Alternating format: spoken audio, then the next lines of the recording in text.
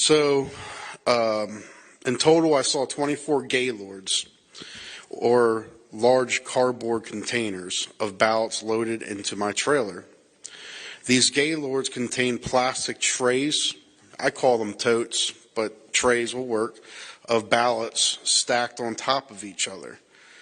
All the envelopes were the same size. I could see the envelopes had handwritten addresses, return addresses, and I could even tell that one was marked registered mail. That one was off to the side, all right? They were complete ballots. I didn't think much of it at the time. At Bethpage, I was first loaded with 2 tall gaylords. So picture that thing there, or this little representation here, but this tall, all right?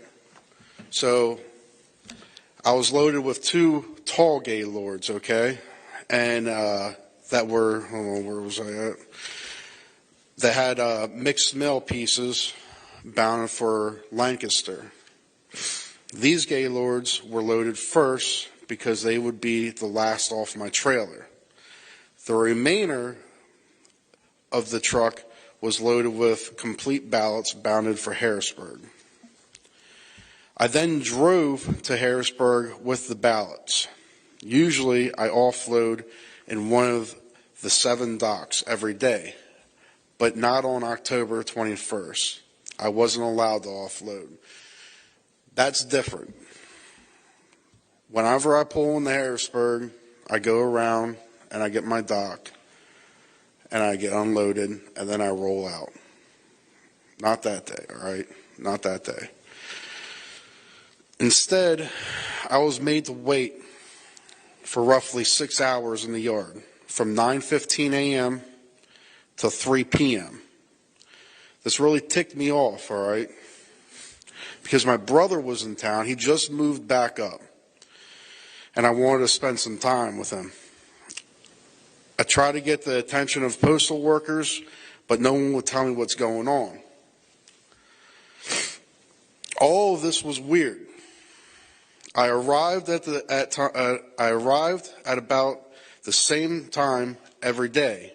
The expediter scans all my seals and barcodes, and they unload me. But for the first time, but from the time I first arrived in Harrisburg from Bethpage, everything got weird. None of that happened. After waiting 6 hours, I went inside to figure out what's going on. I was told to wait for the transportation supervisor. This was also weird. 16 months I've been doing this. I haven't ever talked to the transportation supervisor for the United States Postal Service. I talk to an expediter. I come in, I see an expediter, that's who I deal with. If I have an issue, it's the expediter. I don't deal with anyone else but the expediter. I never talk to the United States Postal Service's transportation supervisor. Let's make that clear. I have my own transportation supervisor for the company that I work for. He's the one that gives me the details. He's the one that I listen to. I don't listen to this guy. He's the guy that would contact my boss if he needed something ran different. I've never spoken with this transportation supervisor from the United States Postal Service.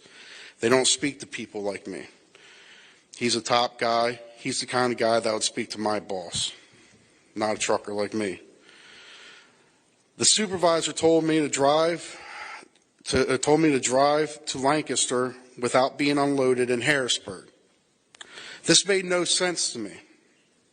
I knew the ballots were loaded for Harrisburg, and that if I was to go to Lancaster, they would have to off-unload my those pallets in Lancaster to take off Lancaster stuff, to put the ballots back on the trailer, to send them back to Harrisburg. Doesn't make no sense.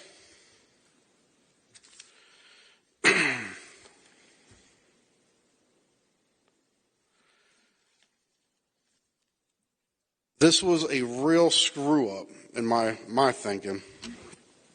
I wanted my ticket. So whenever I go to a place, when I go there and whenever I'll leave, I'll get a ticket. I'll get a ticket, a slip, whatever you want to call it. It's the date, time that I'm supposed to be there. It'll have my trailer number on it. It'll have how much I'm loaded. It'll have the seal number. It has my name. It'll have who was the expediter.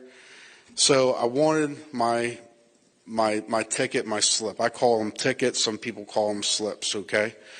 And then because I was there for 6 hours, I wanted my late slip too, because I wanted to be paid for sitting in that yard for 6 hours. So I wanted the ticket and the late slip for stopping in at Harrisburg. Also, I wanted it because if they tell me to take this load to Lancaster, I don't want to pull up the Lancaster of Harrisburg crap and be like, yeah, they just told me to come here and not have no ticket, because they don't look like I just came straight here, you know. Just to prove that I was there. And so others would know I wasn't the person that screwed this up. A ticket is always provided to a driver when they arrive at a United States Postal Service facility. It proves you were there. The transportation supervisor refused to give me a ticket and told me to leave. I then demanded he give me a late slip, since I wanted to get paid for the time I was sitting there. And waiting for them to offload me, he refused to give me that too. He was kind of rude and wouldn't explain anything to me. He just told me to go to Lancaster. I then drove to Lancaster, unhooked my trailer in its normal place, and then drove my truck to where I always park it, in a nearby lot, and then I went home. The next day, it just got weirder. As I arrived at Lancaster's United States Postal Service facility with my tractor, I went to hook up to my trailer, and my trailer was gone. Not there no more. 10R 1440. Since I started driving that Bethpage route, I've always had trailer 10R 1440. I like that trailer. It was a nice trailer. I know you guys probably don't really know nothing about truck driving or trailers or anything, but the rear tandems, I had if you're driving light, the rear tandems the front axle will actually go up. Nice air ride. The doors on it worked great.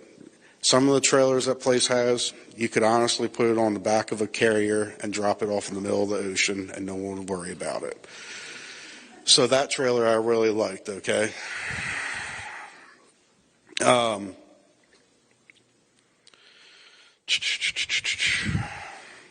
What happened on October 21st was a series of unusual events that cannot be a coincidence. I know I saw ballots with return addresses filled out, thousands of them, thousands, loaded onto my trailer in New York and headed for Pennsylvania. At first, I didn't think it was a big deal. In fact, I thought it was really awesome. I really did. I was like, sweet, I'm doing something for the presidential race. You know, this is cool. But as things became weirder, I got to thinking and wondered why I was driving complete ballots from New York to Pennsylvania. I didn't know why, so I decided to speak up. And that's what I'm doing today. Thank you.